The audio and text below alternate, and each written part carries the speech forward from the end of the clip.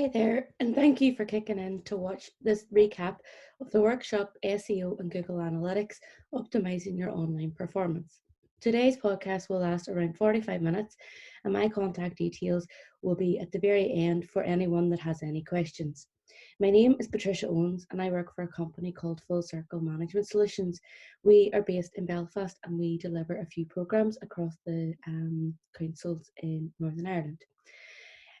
Through this work, I would work one-to-one with businesses as well as through delivering different workshops on behalf of the councils. I'm just going to share my slides with you to take you through the content step by step. A part of these, there will be some exercises. So what I would ask you to do is hit pause when we get to those exercises. Carry those out, take as long as you need, usually in and around 15 minutes is more than enough.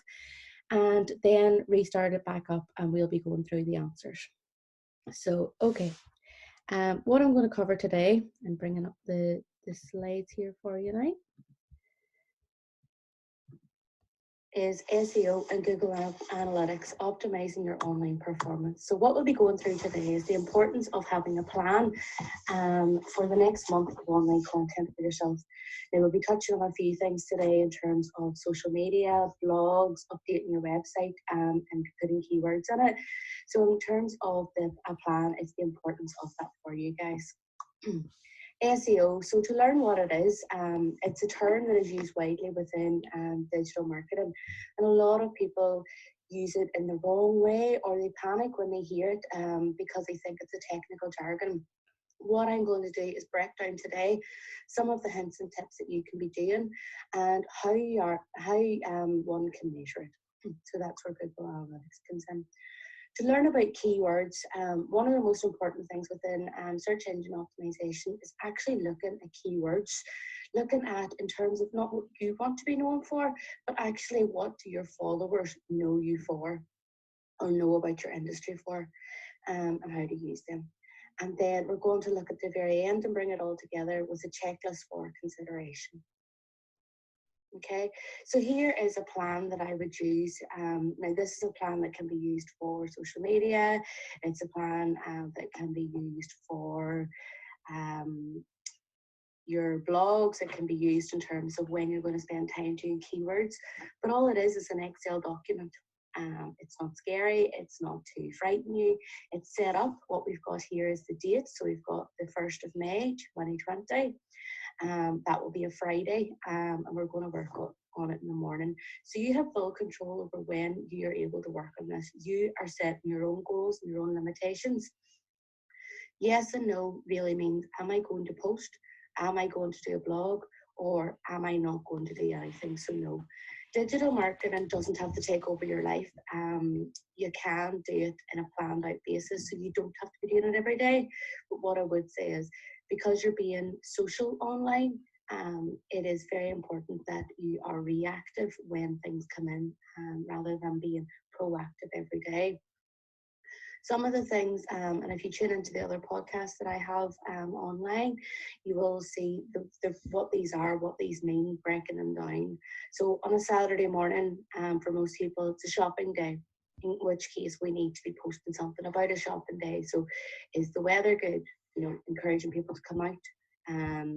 Is there a reduction in parking? Well, then, absolutely let people know that there's a reduction in the price of parking. Memes are very good, but the one thing that I would say is we want them to be relevant to your business. There's no point putting a meme on that's going to be funny or get reaction if it's not going to be the right people reacting on it. It's quality over quantity in terms of social media, and in terms of anything that you do online. If you're just going to whack up 10 keywords and you're not going to really think about them, we're not going to get the result that we want. Okay. So the next 5 posts, this is where the exercise comes in. What I want you to do is plan the next 5 posts that you plan to put in social media. So pick a platform. Is that going to be Facebook? Is that going to be Twitter, LinkedIn, Instagram? Pick a platform. Think of the demographic that you're targeting. So if you're on Facebook, is it slightly older? If you're on Instagram, is it slightly younger? Think about that target. Think about the reason that you're posting. And actually, did I entice somebody with a product the last time I posted? Should I be following that up with a sales type post, or was it the other way around? Did I have a very sales focused post that I need to lighten it so it doesn't look like Del Boy? If that's the case, then we have to look at actually how does that person want to be sold to? A younger person, they want it to be very short. So we're looking at our website and we're saying for selling on our website, we need it to go directly to the page that is going to be important for people.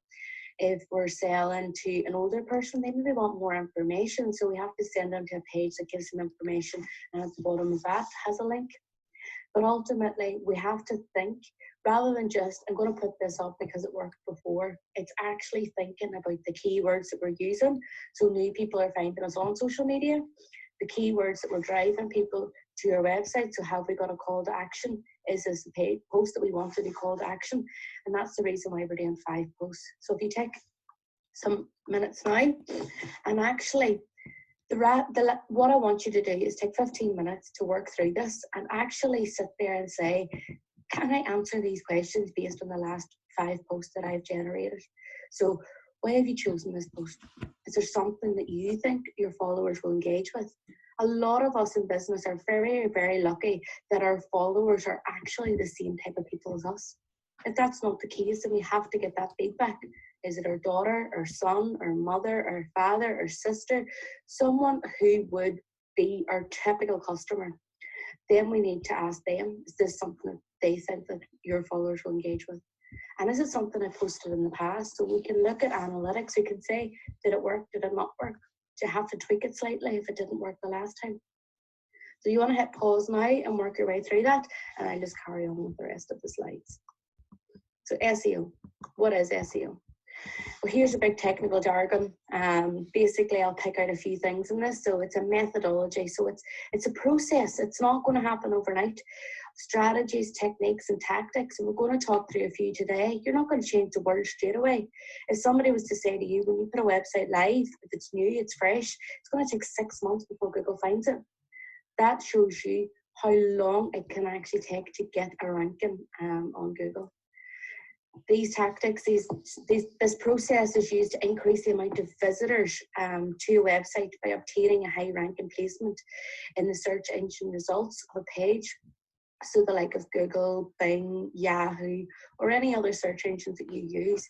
So essentially what that is where do I come up on Google when somebody types in my name? Where do I come up on Google when somebody types in a broad term related to my industry?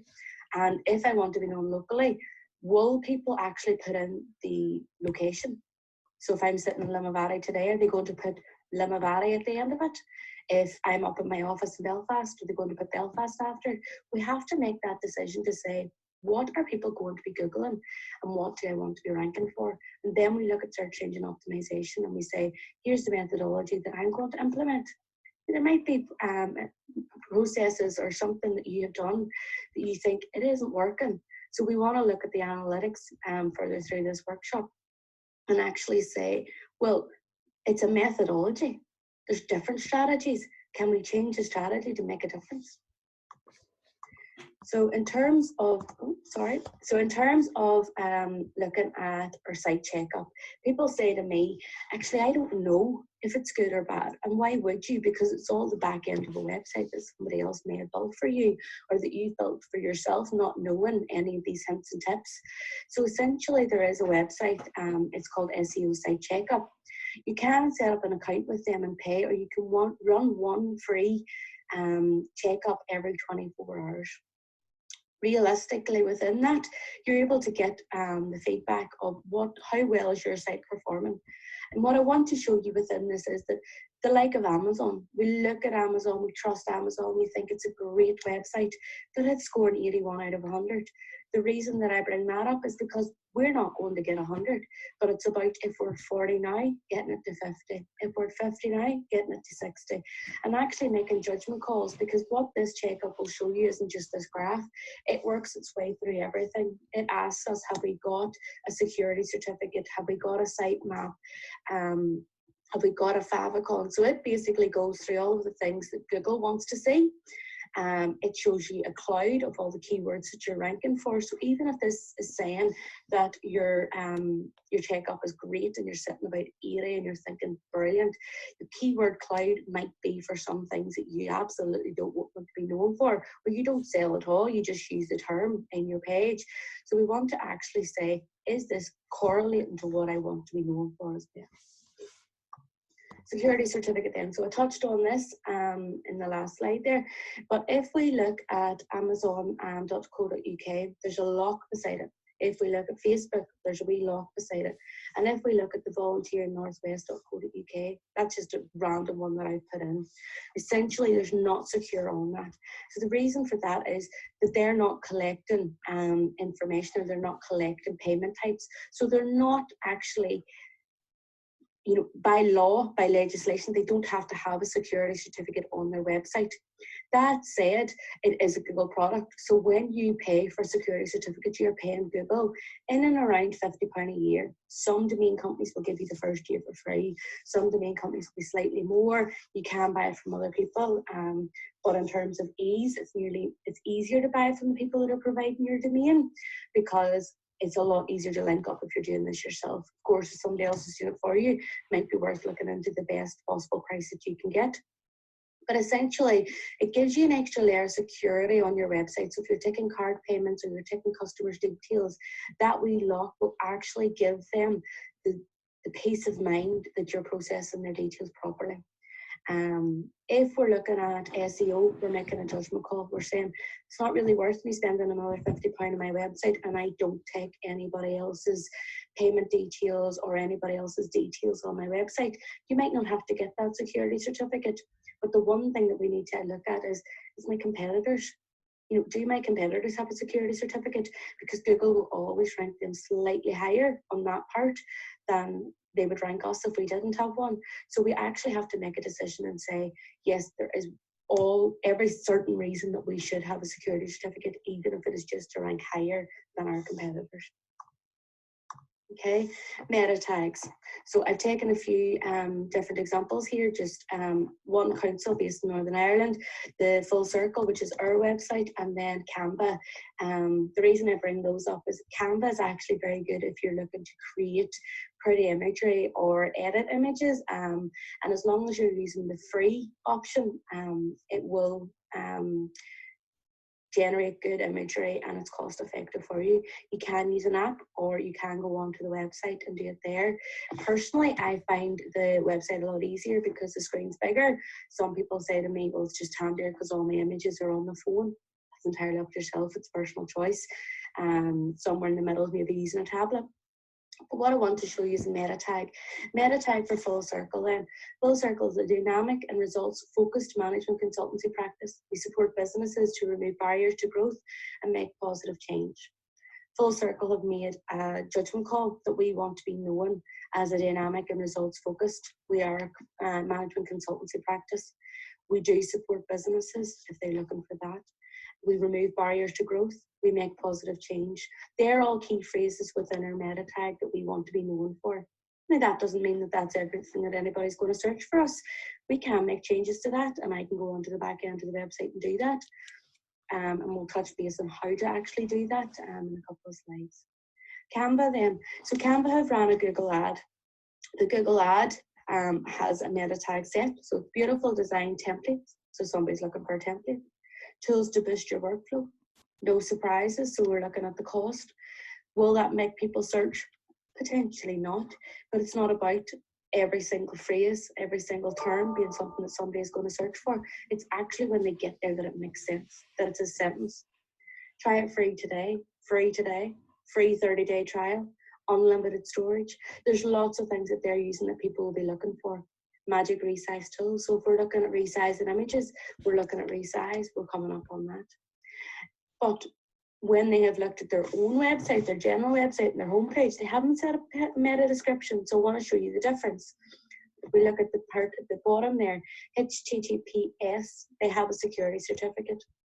Create beautiful designs with your team. Use Canva's drag and drop feature and layouts to design, share and print business cards, logos, presentations and This text has been derived from their website, so it's actually on their homepage somewhere. In terms of that text, they're ranking for those terms, and that's fine, but that's where you don't have control what Google finds for you. So you're basically taking it that Google is going to pull some information from the homepage and use it as your meta tag. The 3 dots means that there wasn't enough room. You only have a certain amount of room to actually put key phrase or meta tags in there. So we want it to be short and concise, but we want it to still make sense. With an ad, it's slightly longer, so that's why they set a meta description. But again, if we're looking at the free feature for small to medium businesses, we're actually saying they haven't put any effort into that. It may still have some of the terms that people are searching for, so it's not to the detriment. And this is where I mean it's a process. If we don't know how to set a meta tag, we have to look at the cost-benefit analysis. Is the meta tag that Google is showing at the minute okay? Is it working? Well, then why should I pay a web developer to change it for me? In terms of the Derry City and Strabane, on their meta title, they haven't got district council. So now all of a sudden they're missing out in council. In terms of their meta description, they have the word council there, but the page that Google has actually ranked is if you require any further statistical information, please contact the statisticians within the council and a web or an email address. So they have no control over what that says. They could have changed that and said a meta description so that they were able to have certain information within that meta description that would have a call to action and make people want to click that site. Sitemap then. A sitemap is essentially you telling Google. So what Google is a number of different robots that are sent out. Those robots are trained to look at websites. They're trained to go out from Google and find, well, if here's a phrase, what is using that on a website? So by setting a sitemap, you're showing those robots who have no control over what they see exactly what's on your page. Those robots don't have the ability to look at images, so we have to put text behind an image or set titles, so alt text on those images to actually show this is exactly what this image is, so that rather than there being blank space for those robots, it's essentially showing them that there's text. So if your website is made up of 80% images and there's no alt text or no text behind it, it's very difficult for Google to actually find that page. It's very difficult for it to rank that page. So you need to be doing something extra. And that's a sitemap where you're telling Google what that website looks like, how to navigate through that website. The one thing that you don't want is to change a page and your sitemap be completely different. So if we're using the like of template websites, it's very difficult to change those pages. So we essentially have a sitemap that we can submit on our Google console. If we're looking at templates, but we've edited the template slightly, we actually have to go on to plugins or to the back end of websites and generate a new sitemap, which we then upload to our Google console. The reason and the importance for doing this is Google then does not see pages that are not there. Have you ever gone onto a website and it says page not found or page requested not found? That's essentially the sitemap is saying there's a page here, but there's no page here. Okay. So what makes a good site? And I have a lot of people ask me this question day and daily. There's no right or wrong answer to this, but there's a few things that we can look at in terms of hints and tips. So quality over quantity. It's not about having 95 pages to 100 pages with lots and lots of keywords on them. It's about having 5 to 10 good pages and putting all of our keywords within those pages. There is a thing in Google that says we want 350 words per page. Does that make it look nice for the user? So we have to have this trade-off in terms of SEO. We want it to be user-friendly. We want the journey to be great, where there's calls to action all over the page, but we also want to be looking at close to the 350 words, so Google has something to rank. In essence, if we duplicate content, so if we're looking at our homepage and we put a bit about ourselves, and then we just copy and paste that onto our about page, there's no point having an about page because we duplicated content. The wee robots, all they see is the same content, no effort being put in. They don't rank the about page, and that brings down the overall rankings. User journey. So we've looked at user journey within quality over quantity, but essentially If we go on to the like of Google Analytics, what that will show us is the average amount of pages that somebody has to click through to actually get to the purchase page or to get to the page that you want them to go to. Maybe that's contact us. If you only have 3 pages and there's no way that they can navigate in 3 pages, well, then we have to look at that journey and say, how do we shorten that? The loading speed, you know yourself, if you're going on by a phone and the internet's not great, we probably have about 5 seconds, and we have to work off worst case scenario of somebody that is at home using 3G and doesn't have great internet. Well, if they can't get on in 5 seconds, they're going to go straight off. That then increases your bounce rate, which is somebody going onto the website and going straight off.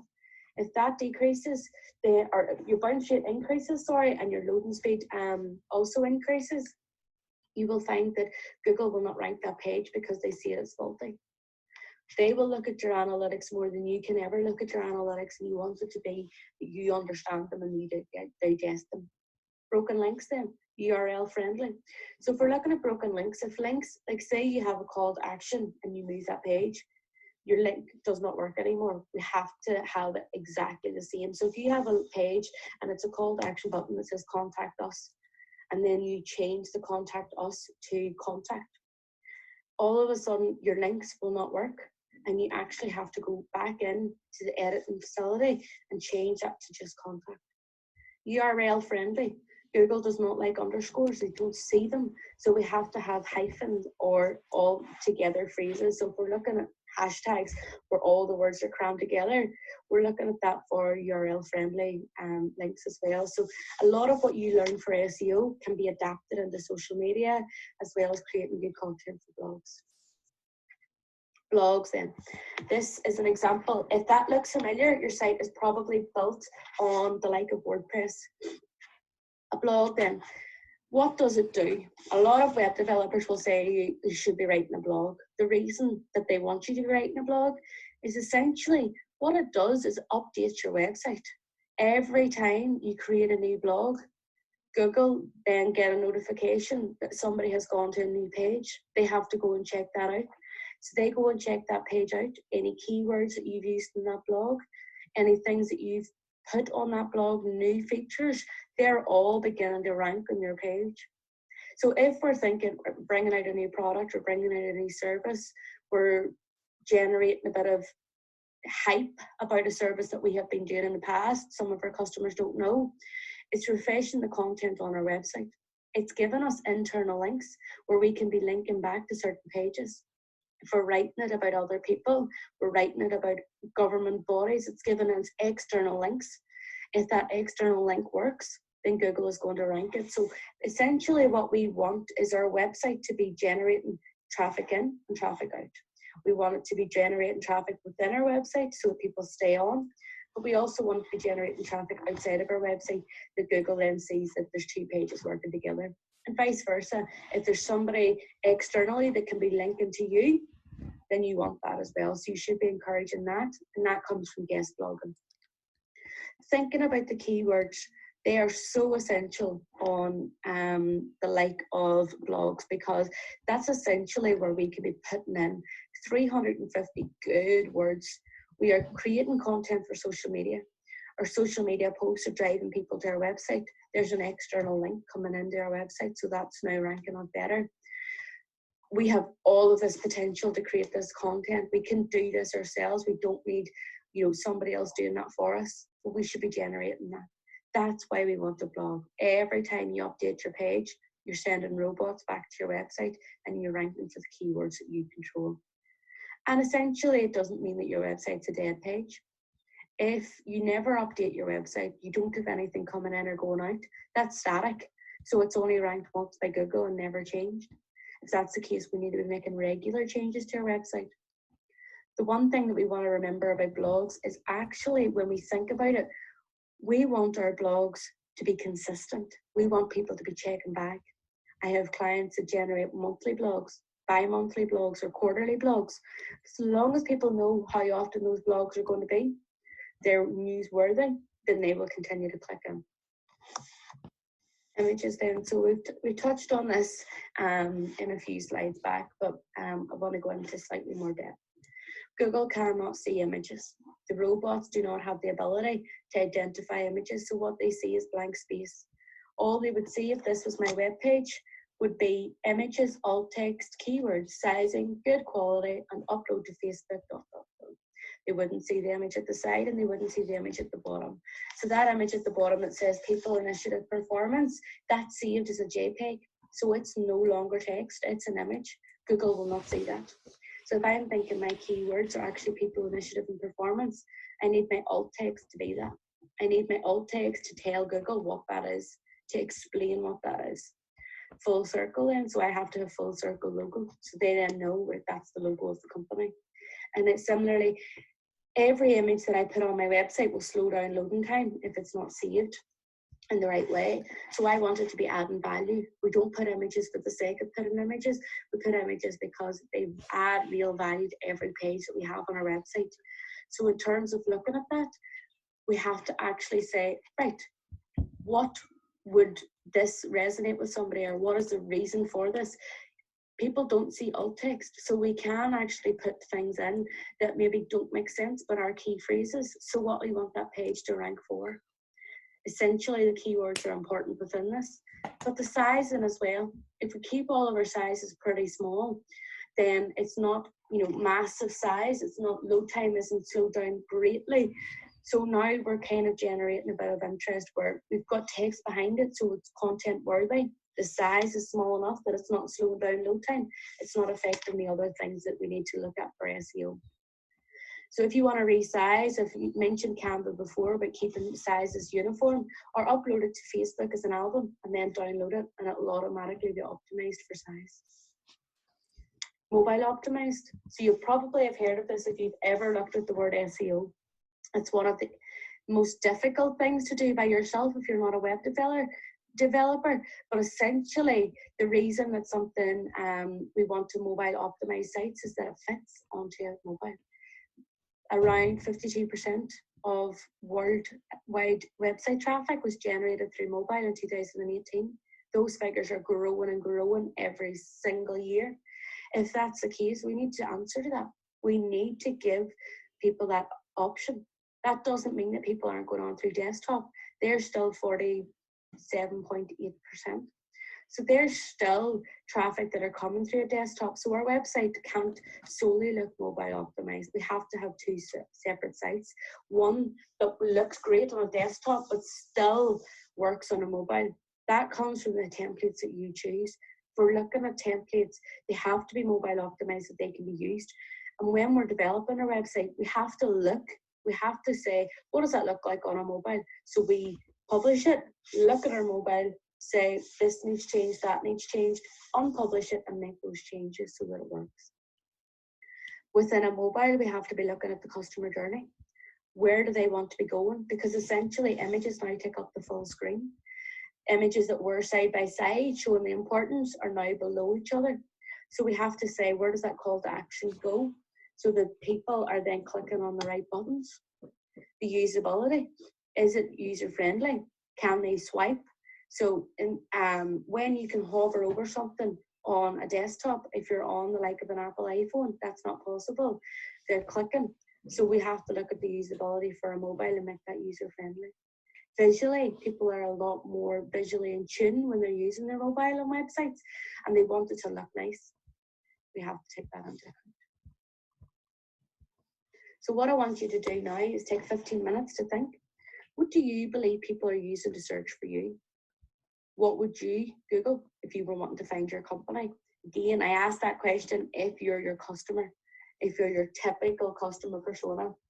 If you're not, then what would your customer Google to find your company? Essentially what we want to think about as well, our customer demographic search, would they search different terms on Google? And do we have to be looking at those? What I mean by that is, if my customers are from America, are they using different spelling to me? Do I need to look at that? Or are they all going to be UK spelling? And can I keep it regular with that? Will they put hyphens? If it's a hyphenated word, it may not be a hyphenated word, but is that something that your customers would search rather than it all being, two separate words? Would they search plural or singular? That sometimes comes in when we're looking at things like wedding. People, even though it's one wedding, people call it weddings. So we have to look and say, I need to be using a mix of both of these in terms of my keywords. So again, if you want to hit pause, take 15 minutes and think about what people are using, what people will be searching for you. So in terms of keywords then, we're looking at searches, we're looking at singular words, we're looking at phrases, because Google is now smart enough to work out phrases, separated by commas. Customer focused, we're looking at our customer and what they'd be searching for. I mentioned before about localizing or social media terms. What would somebody call, what is somebody referring to me in social media as? Can I generate that to make keywords? Google products that will help my website to rank slightly better. So a Google map, if we're using Google Maps, one, it's helpful for our customers to be able to see where we're based, to be able to visit us if they have to, if we're a shop or an office, how do they get to us? By putting that on, you're using a Google product, you're given basically an external link to Google, they're going to rank us slightly higher. Data capture. Google rank data capture higher. So if you don't have one, it may never be used, but if you don't have one on your website, that page is very difficult to get it ranked. So if it's never used and it's taken away the usability of your website, it's a judgment call you make. If it might be used and it's not taking away any value on your website, then it's something that you absolutely need to keep there because it's an answer to one of the SEO. By submitting your sitemaps on your Google console, you're now telling Google consistently what is my site and have you ranked that site. You're asking those questions. We know ourselves, the customers that shout the loudest get the most reward, get the quickest service. So we want to actually be one of those customers for Google. Submitting a sitemap's free, so why not do it? And Google My Business, it's a social media platform.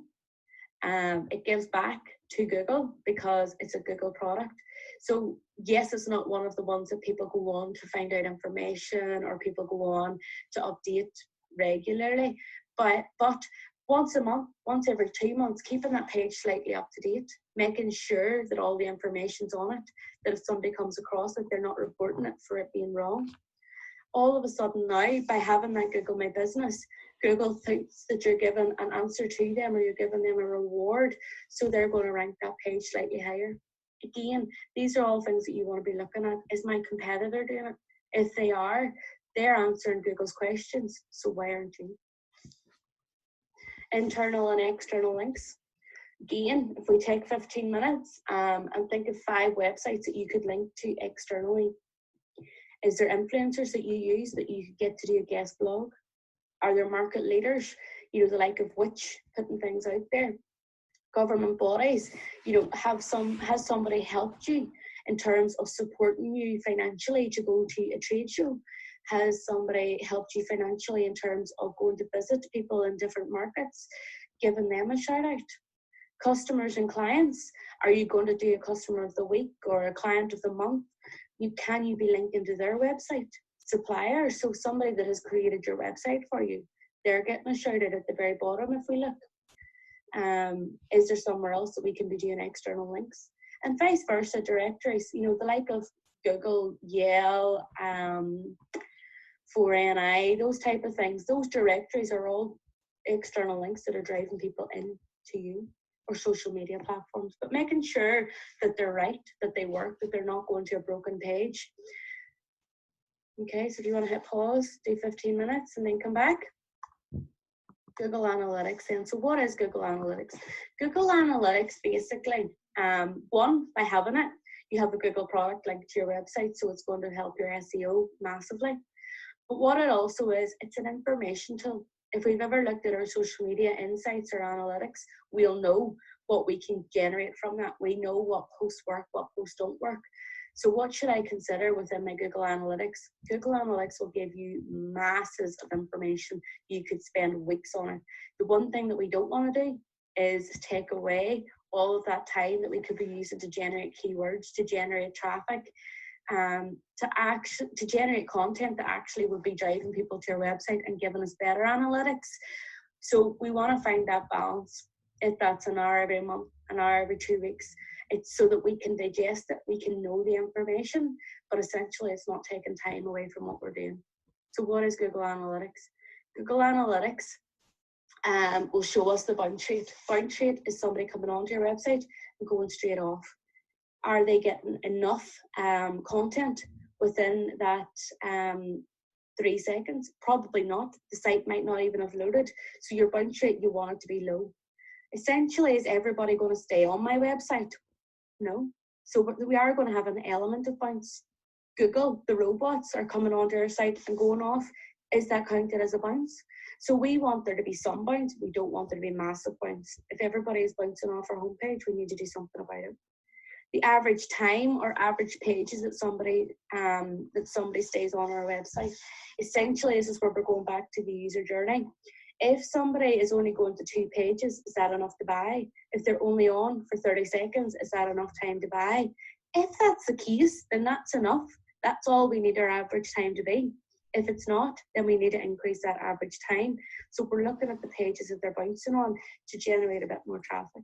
The amount of visitors. Can we take a general amount of visitors and say that's not enough to consider our bounce rate? That's not enough to consider our average time. In which case, we use visitor numbers as a motivational tool to actually drive more people to our website through the like of our external links or internal links, through our SEO or keywords that were found on Google, and also our social media, driving people to our website. And this diagram at the bottom here is users flow. That can seem quite scary or confusing to certain people because it's just a lot of boxes. But essentially what that shows us is, one, what country the people are coming from. The grey then shows us their journey. So the / is your homepage. Then where have they gone? Where have they gone? And we can drag that across. So we can pinpoint somebody on the checkout that has gone to the checkout page. What did they do beforehand to generate enough interest or generate enough information to stay on our website? So 5 tips to keep people on your site or increase your average time. Pop-ups to sign up to a newsletter. But we have to remember, why would they sign up to the newsletter? Have we given them enough information? A clear journey for the customer. Is there a step-by-step process that we've maybe highlighted on our social media, or is it simple enough that any customer, and we have to think about that. Is it an older person, a younger person that needs step-by-step guidance? Is there enough calls to action on our website to keep people on our page? Are we telling them enough information, but then sort of driving them that we know where they want to go? Is there live chat? Is that something that we can do? The one thing you don't want to do is put a live chat on your website and then it not be active or you not able to operate that. So we have to think, is this something that we can do within our own capacity at the minute? Video content will keep people on a lot longer because they'll be watching it, but essentially it can slow down load time. So we're looking at social media platforms to help us, like Vimeo or YouTube. But similarly, if we have good content, we're asking good questions on our website, people will stay on longer. So we have to, hold ourselves accountable and say, have we got good content? So in terms of SEO support, depending on what our website is built on, and this might be something that you need to find out or try and answer yourselves. So if our page is built on HTML, which is code, then the SEO support will all be coded in the pages, but we can change the content. If we're using the like of Wix and Weebly, Squarespace, Shopify, or Big Cartel, they're kind of the more popular ones, but they're template, essentially drag and drop. So what they have is in-house per page, Big Cartels per website. With that, we have to be thinking about why each page wants to rank, because we can't just copy and paste the SEO. This is where the process comes in. Which pages do we want to rank first? Are we going to put more time into? And then as we get time, if it's once a week, once a month, as we get an hour, we're going to put that into the second page, the third page, the fourth page. But again, content is important. If we're putting something in our title and our meta description that's not in the content of our website on that page, it's confusing Google. It's not giving them the right content. They're thinking that page is trying to rank for something that it's not. So we have to have the same key phrases, replicated throughout that page. WordPress then, so there's like the Yoast SEO, so there will be plugins that are specific for SEO. What we want to check is that compatible? So Yoast SEO may not be compatible with the template that you've chosen to create your website on. So we have to be saying which one is, finding plugins that are specific that we can then generate. And within that then, each page can be ranking on Yoast SEO. So that is the conclusion of this first podcast. So if you have any questions, my email address is patricia, patricia, @fullcircle.eu.com. And please do make sure that you are answering those exercises. You will know your business the best. You know, you can go and ask anybody questions, but ultimately you know your business the best. So you should be able to generate those questions and those keywords yourselves. Thank you for your time. And I'll just switch off the